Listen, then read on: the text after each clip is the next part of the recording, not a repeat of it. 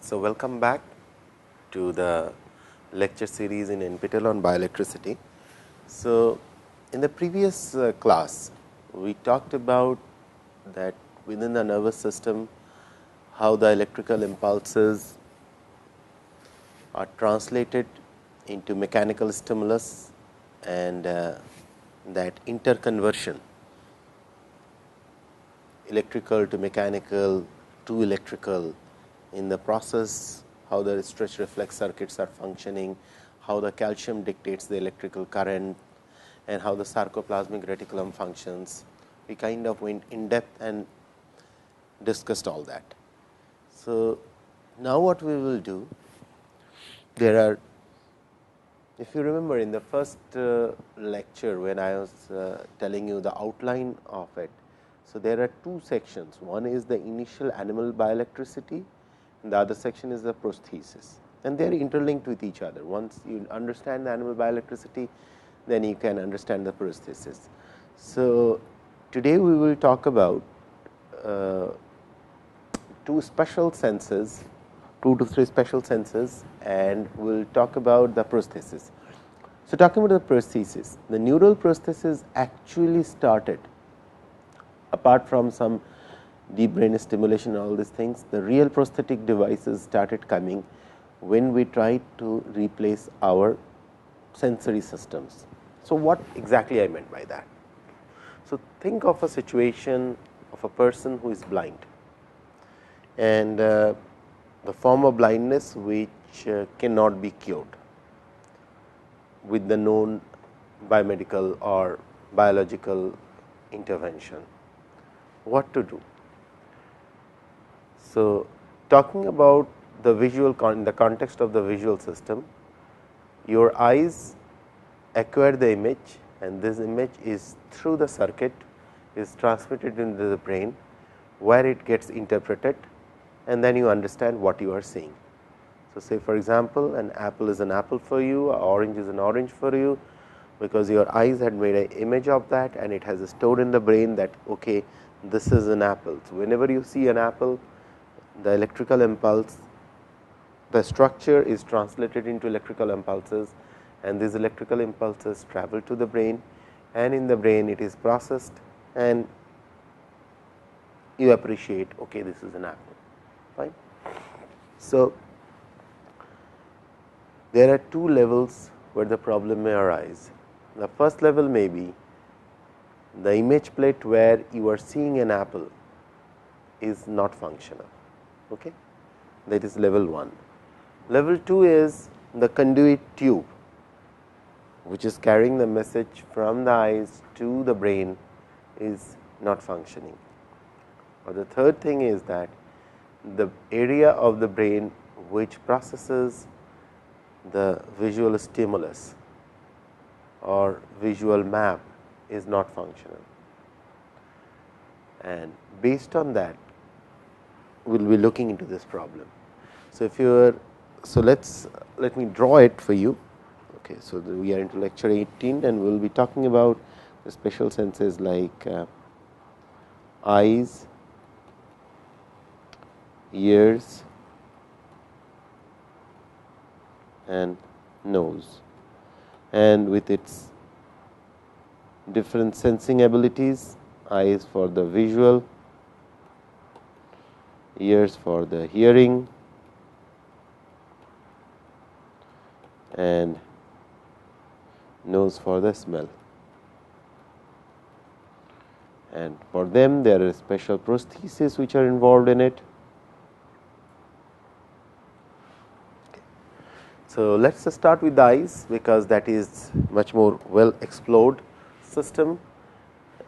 But to tell you very interestingly, the whole prosthesis business did not start with the eyes. Actually, it got started with the ears. I will come just later as I will be moving through.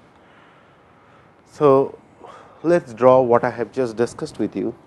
So, here we have the brain, which has different areas to process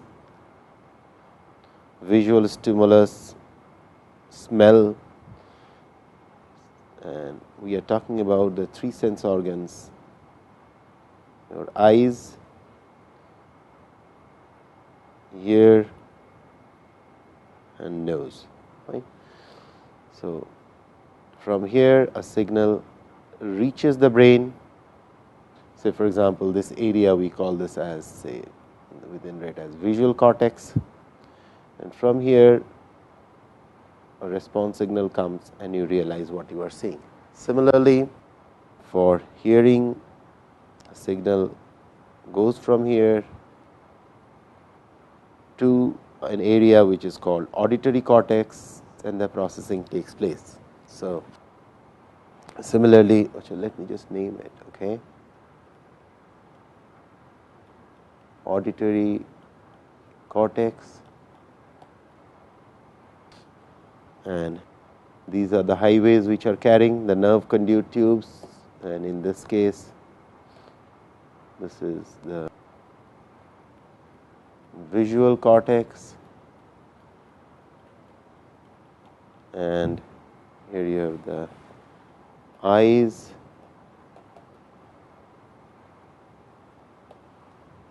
here you have the ears, here you have the nose, and there are regions called olfactory cortical region within the brain, where your olfaction is being processed. Okay.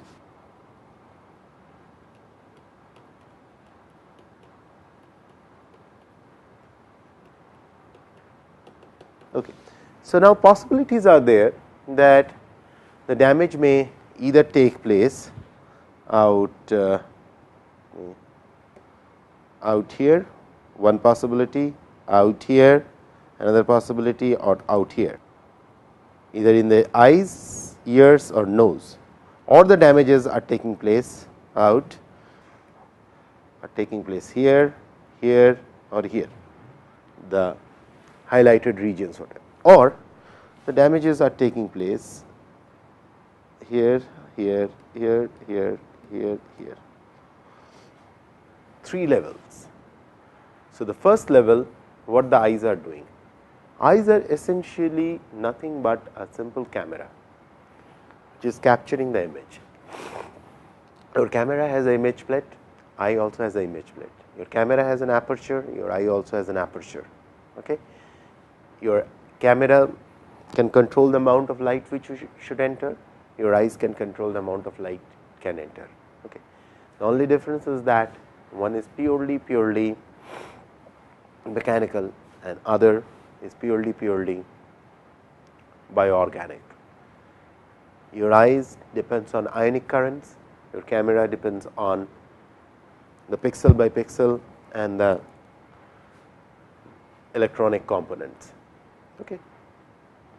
Your eyes depends on excitation of a specific molecule called rhodopsin, whereas your camera depends on plates which could sense light and ejects out electrons. So, if you look at both of them, the logic is the same. So, one of the thing comes, is there a way by which you can replace a camera in the eye? In other words, what we are talking about is, could you interface your actual eyes with a camera? Say for example, a person is totally blind. So, essentially what we are talking about, you will have a camera in front of your eyes that will be interfaced with the, coming back to the diagram, if you look at it, this diagram very carefully. So, here instead of the camera, now instead of the eyes, what I am putting in yellow is, there will be a camera and the camera will be interfaced with this, with these pathways, and they will be going to the visual cortex and the signal will be interpreted. Similarly, you instead of your ears, suppose your ears are not functional, you all have seen a mic, the recording devices in tape recorders or any other audiovisual devices. Okay. So, you replace your ear with a mic simple mic. Okay, let me, before I go in this, let me just say, so that your eye, what you are trying to do is putting a camera here. Okay. Similarly, for a ear you are putting a mic, and for your nose you are trying to have some smell device which could smell.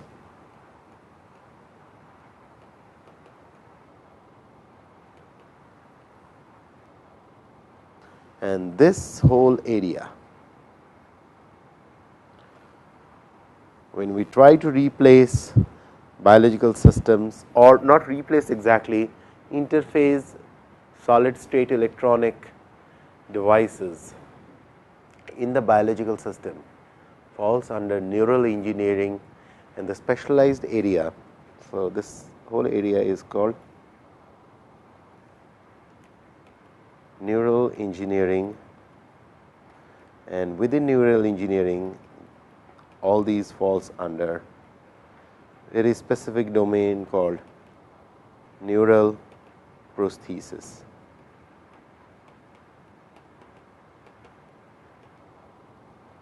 In order to appreciate neural prosthesis, what we needed to understand is how these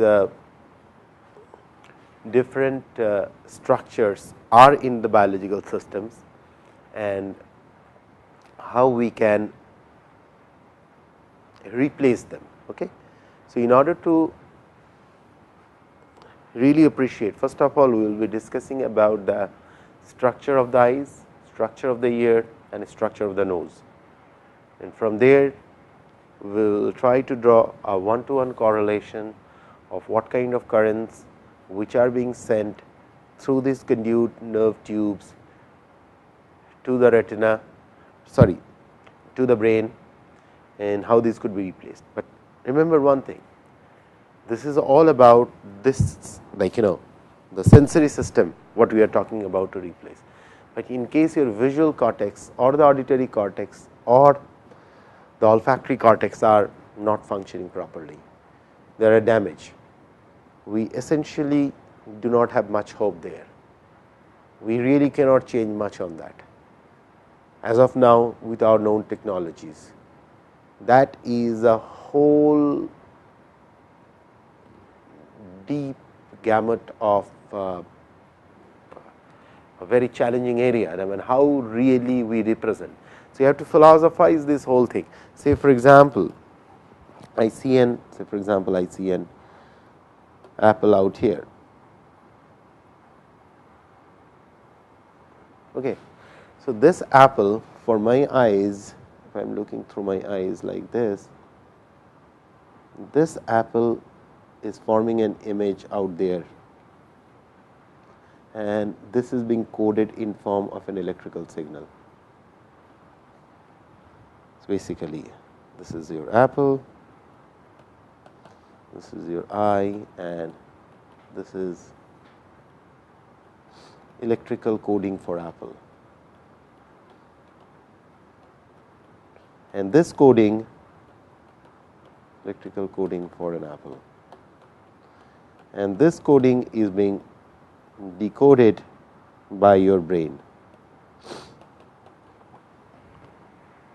Now, what you can replace? You can replace this part which we have discussed. This part of course you can replace, but this part we really do not know. And what we essentially understand, as from the beginning I was trying to highlight, is this part. This is what we call as neural code, the next challenging frontier for mankind. What is the coding? Why we like certain musics? Why our ear like some of the symphonies of Beethoven so much? Why we like certain kind of songs? Why there is a sorrow, certain kind of music beats revolves? And to even a larger extent, what I wanted to say is, say for example, I feed this neural code, this electrical code for an apple, to, instead of within coding it, putting it in the visual cortex, I feed this signal to the auditory cortex. That essentially means I am trying to tell you, could you hear an apple? I may sound very crazy. I am asking you to hear an apple, because you always hear, I want to see an apple, I want to see an orange, but you never hear that, could I hear an apple? This is exactly what I was trying to philosophize, because of course I will be talking about all the processes, but what you have to understand that all these things back in the mind of, as a race, as a human race, we are thinking much more in depth. It is just not that I replace a camera in front of the eyes. It is not that simple. Yes, I mean, it's not a big deal. I mean, there are people who are doing it for last 100 years, but there is a deep rooted philosophy, and which is very essential for young minds like you to understand that this is not just putting on gadget, absolutely not that. It is far and beyond that, that how we really could think. Could you see an apple? Fine, I can see an apple. Could you hear an apple? Now you are a bit shaky. Or say for example, I have a Beethoven symphony going on. Okay, now I put that symphony has a, say for example, a trace like this. Okay, this is the trace of a Beethoven symphony. Now I feed this trace into the visual cortex. Okay, so this is Beethoven's symphony. So now I ask you a question, could you see the song? You always have here that I could hear a song, this is your ear and you're listening to the song. Now I tell you, could you see the song? Isn't that bit crazy? Yes, it is, but that's exactly lies in the very core of the neural code. These are simple electrical signals which are traveling down. Could we deconvolute them? Could we use the known techniques from the mathematical repertoire to understand what these bits and codes are actually carrying in them? Then we may be able to answer some of these crazy questions. Could we hear an apple, or could we see the symphony? You could hear the symphony and you can see the apple by the known knowledge, but could you see the symphony and hear the apple is a challenge. So with this small background about why these are so very important, all these devices and everything, what we know and what we cannot do. I told you that auditory cortex or any damage in the visual cortex or in the olfactory cortex, we cannot do anything. We really do not know those extraordinary computations which are taking place in those areas. We are absolutely helpless on that front.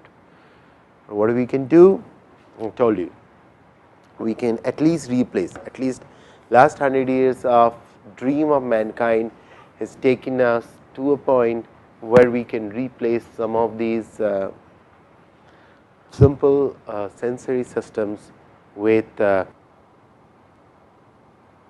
solid state electronic devices. Okay. So from here I will move on to explain the structure of the eyes. Okay. And after that we will move on to the structure of the ears, and then we will talk about the different ionic currents which are involved in this process, and then we will talk about the prosthetic devices, and I will give you the references which I wish you people go through them very carefully, because that will help you to appreciate that what all extraordinary research which are going on all over the world to make our life much more much more comfortable, especially for those people who are the children of the lesser God. They have lost their vision, or lost their hearing capabilities or lost their smelling capabilities, so on and so forth. Okay. So, let us talk about the structure of the eyes. So, talking about the structure of the eyes. So, first of all, I will draw the gross structure of the eyes, which most of you have seen in any high school or middle school textbook, and from there we will talk about the different forms of blindness, and then we will talk about the exact image plate which is involved in it, and from there we will talk about the different ionic currents which are involved in it, and what could be done. Fine. So, let us draw the complete structure of the eyes.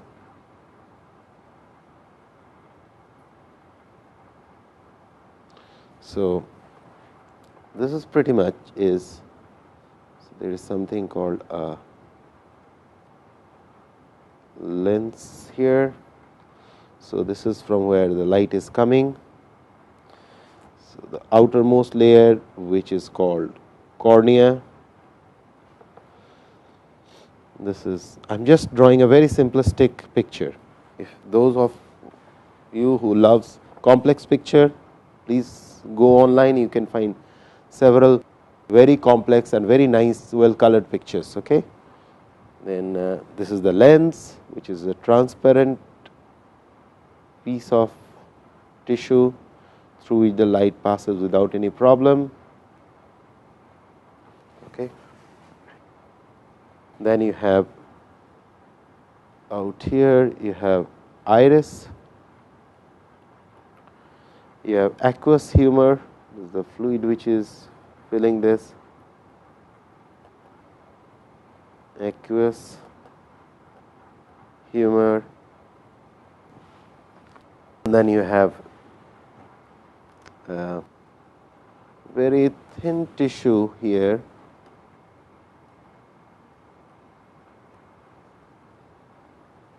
give me 1 second, let me.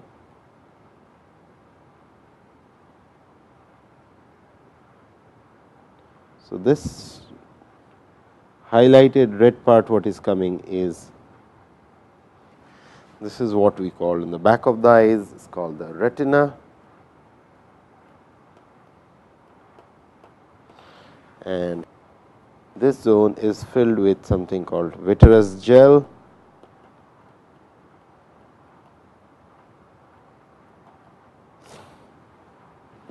And the back of the eyes is called sclera, C-L-E-R-A, sclera, and out here you have something like this. Okay.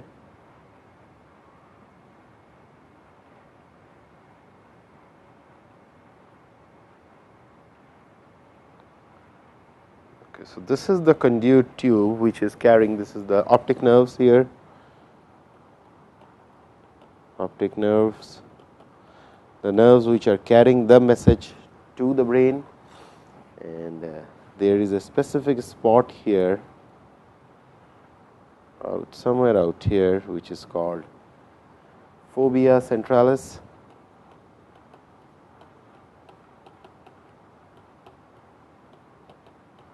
We will talk later about it. Then you have something called papilla here. Okay. So, this is the overall structure of the eyes.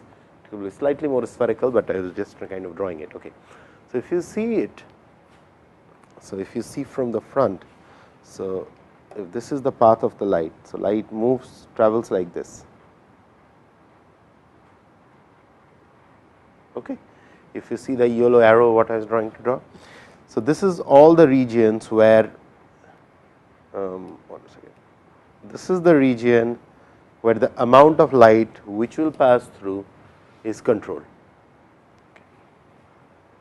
The region what I have circled with the green highlighter, and image processing takes place out here, this region. Now, what we will do now, first of all, we will talk about the different kind of blindness. Blindness could be described at the level of eyes, could be described at two levels. Okay. So, the first level is, so let me draw it, that will make things clear. Level 1 is any blindness which is happening in this side. Level 2, any blindness happening in this side. What does that mean? This side and that side. So, this is the side where light is passing through the lens, light is passing through the cornea. If you follow the image, light is passing through cornea. So, there is a damage in the cornea that could lead to, okay, blind once again, okay, damage to cornea leading to blindness, okay, damage to lens leading to blindness. So, in case of cornea, the option is that replacement of the cornea by the donation of the eyes. Somebody donates the eyes, because cornea is a non-vascularized tissue. That means there is hardly any blood flow in that tissue. So, any corneal replacement won't lead to any kind of immune reaction, and that is what essentially means when people say they are donating their eyes after death. Essentially, it is the cornea which is being removed, that is it. So, it is a cornea which is being replaced in place of the existing cornea of a person whose cornea is non-functional. Okay. That is a level 1. Second one is the lens tissue, which consists of specialized lens cells which are arranged in a spherical manner. That is the reason why I drew it in a spherical concentric circles. These cells, during the process of development, loses all their organelles and they become transparent, and that whole process is being regulated by a specialized enzyme which execute that process when they lose their organelle, is called 15-lipoxygenase. So, these cells have a specific protein called crystallin. Let me just write it down, those who forget, say, okay. So, there are special proteins within those cells called crystallin, and these crystallins are, of course, these cells are arranged in a specific way, and the crystalline proteins are stacked around in a particular way. But during aging, some of these crystalline proteins starts misfolding. Individual proteins, the way their three-dimensional geometry is organized there, is kind of gets disoriented, and what essentially that leads to is this, a situation when the light passing kind of becomes like this. Light could not pass properly. Okay.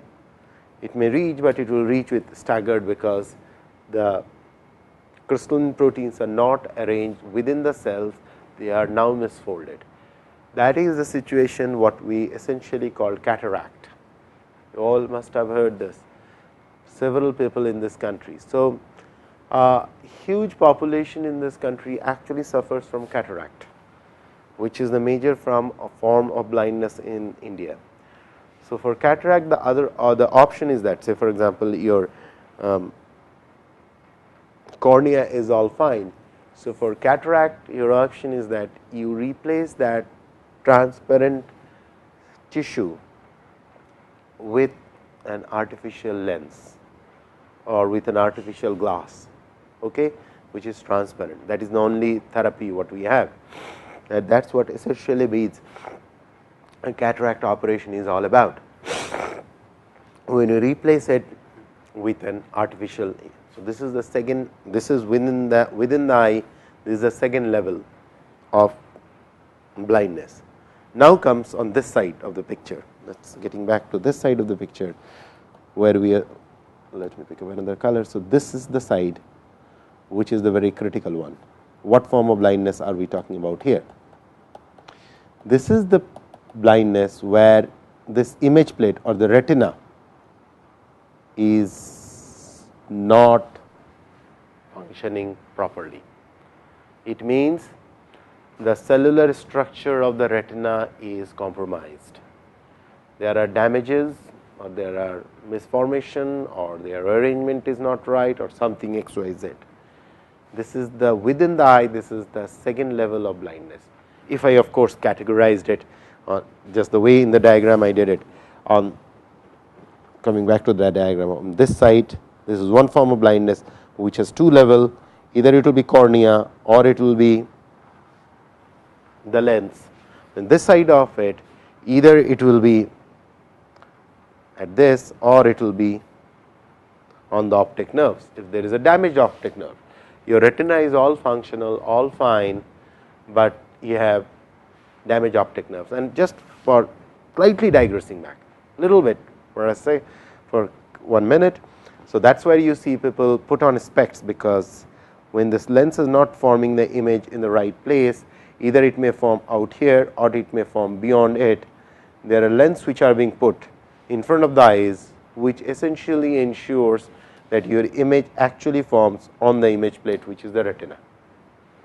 With this brief introduction, what I will do, I will move on to explain the cellular architecture of the eyes.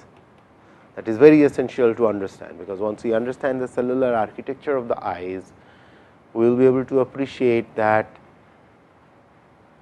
what is the basic difference, fundamental difference between image plate of the camera and the image plate of the eyes.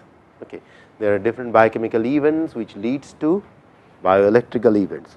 So, we will be talking about the biochemical events, we will be talking about the bioelectrical events, and then we will move on to the what are the replacement which could be done in this. Okay. So, coming back to the structure of the retina. So, the structure of the retina is a very, I should say, it is complex, yet it is very very well organized structure of 6 layers of cells. The layers are rods and cone layer, which is called the photoreceptor layer. Photoreceptor. I will draw everything, so do not worry. Okay. Photo means light, receptor the ones which receives light. This is the most critical layer. This is the layer which receives the light from XYZ sources. This is the layer which distinguishes colors. The rods are for light, dim light, and cones are for colors. It is very easy to remember. C, cones for colors, and we follow a RGB, red, green. So, we have 3 different kind of cones: red, green, blue, RGB. There are fishes which has another kind of cones, okay, additional kind of cone. They have 4 different colors they can handle. There may be other species which may have other different forms of. So, we have to just understand that. So, we have the color distinction which is done by the cone cells. We have the rods which works in the dim light. So, say for example, a species of fish, say for example, which is living deep down into the ocean, you will see that these fishes do not have any cones. You might wonder why. It is very straightforward, because light never penetrates into the sea floor. Light hardly enters few feet, okay, after that light does not go. So, those fishes functions only with rods, because they adapted themselves. So, again, the reason why I am giving you people this kind of example is this: biological cameras are very, very well adapted to the surrounding environment. Depending on the needs and requirements, their needs and requirement is being modulated. So, if you do not need colors interpretation of colors, they do not have colors, they do not care, okay. They function with only with the dim light. So, you have the rods and cones, which is called the photoreceptor layer. Just beyond this photoreceptor layer is sitting on top of epithelial cell layer, which is called retinal pigment epithelial cell, RPE in short it is written. retinal pigment epithelial cells. Okay. On top of retinal pigment epithelial cell, you have these rods and cones which are sitting. On top of rods and cones, there are layer of 3 different layers: bipolar cells, amacrine cells, horizontal cell, ganglionic cells. Bipolar cells, amacrine cells, horizontal cells, ganglionic cells, and they all converge into optic nerves, what I have shown you in the picture. Okay. So, now these different layers have different kind of functions, and moreover they all integrate all different kind of signals, the depth of the image, the movement of the image. Say for example, the amacrine cells. Amacrine cells, say for example, you are standing in a railway station. You are standing in a railway station and there is a train which is approaching. So, you are seeing the train coming towards you. So, within the eyes you have the amacrine cells which could actually sense a moving object coming towards you. So, there is a continuous real time computation involved, because this is like a video camera which is seeing the whole thing. So, it is adjusting exactly the same way, or a dog is running coming towards you, rushing towards you, and you have to run away. So, you are continuously adjusting because the image is moving. So, I am moving, my hands is moving towards my eyes. So, or I pick this up, is moving. So, I just move my head back. So, essentially that means my eyes are continuously adjusting, just like a video camera. You can see all the motion pictures. So, I am picturizing the motion. Okay. So, these are the amacrine cells, they play a very critical role. You have the horizontal cells, bipolar cells, ganglionic cells, and what is good about this, what I told you, though it is a very complex structure, but it is very well structured, in the sense, if you take a section of the retina, you can physically see, of course under the high resolution microscopes, you can physically see the different layers as if they are stacked over one another like this, very nicely stacked over one another. And among all the layers, the first layer, which is sensing, are the only ones which has photoreceptors in them, or in other words, that is the layer which could translate light signal into electrical signal. All other layers are devoid of that. Okay, they do not have any photoreceptors. So, even if the light passes through them, it hardly matters for them. And the arrangement is very interesting. This is something people have to understand. Let me go back to that picture. The arrangement is like this. The photoreceptors. Okay, this is very clumsy if I draw it on this. Okay, if this is the retina, which I had drawn in red in the other one. So, within this, the way it is arranged is, so this is the back side. So, this is the black bordering what I am doing is the retinal pigment epithelial layer, and I just for those who, okay. So, this is the optic nerves which is going out. Okay. And on top of the retinal pigment epithelial layer, you have this layer. The second layer in the pink color what I am drawing now, this is the rods and cone layer.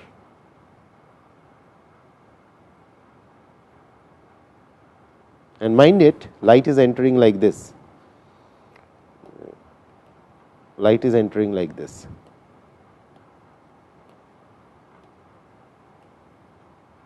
Okay. On top of that, you have the horizontal cell layer, which is, this is the horizontal cell layer.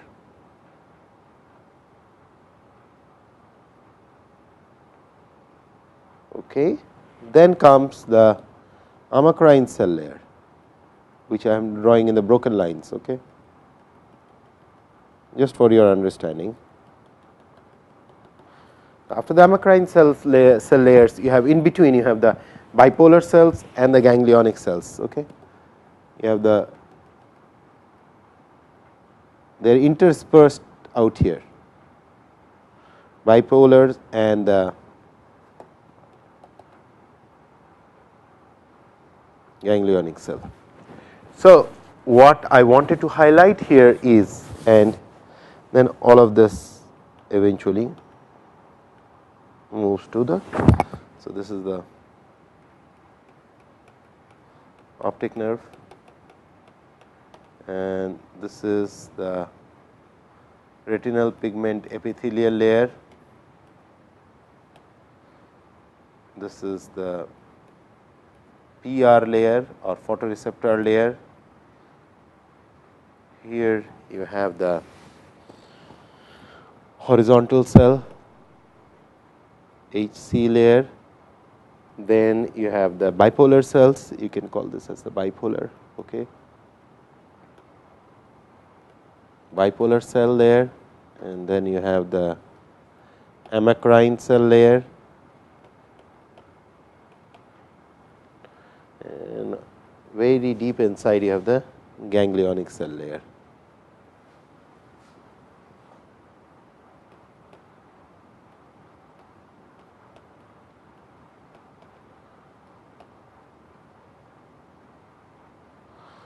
Ganglionic cell layer, fine. Let me just cross check. Okay, bipolar cell, yeah, okay, fair enough. So, these 6 layers, you might wonder why most of these other cells are in the front. The reason probably being that this darker layer, which is on the back, on which the RP, on which the rods and cones are sitting, is the one, this retinal pigment epithelial layer is the one which is supporting nutrients to the rods and cones layer. So, if the structure is reversed, the retinal pigment epithelial is a opaque layer, it does not allow the light to move through. So, if it is in the front, the light will not pass through. So, that is why probably, I mean this is all speculations of what we have, probably nature has designed in such a way the retinal pigment epithelial layer is in the back, which is opaque, does not allow light to pass. On top of that, you have the retinal pigment epithelial cells, which have light sensitive pigments, and on top of that you are stacked all the different layers, and the light is coming from the front. Okay. So, it is the back. So, what we will do now is, after this we will talk about the cellular architecture of these individual layers, how their connectivity, and then we will pick up most importantly the rods and cones layer, and we will talk about the electrical signals which are generated out there. Okay. So, I will close in here, and we will resume with the different architecture and the cellular architecture and the electrical signals and how these are being transmitted, and then of course, we will move on to the prosthesis part of it, because it is extremely essential that you people understand the anatomy and the physiology, the electrophysiology of it before you understand or appreciate the real challenge of the prosthesis. Okay. Thanks a lot.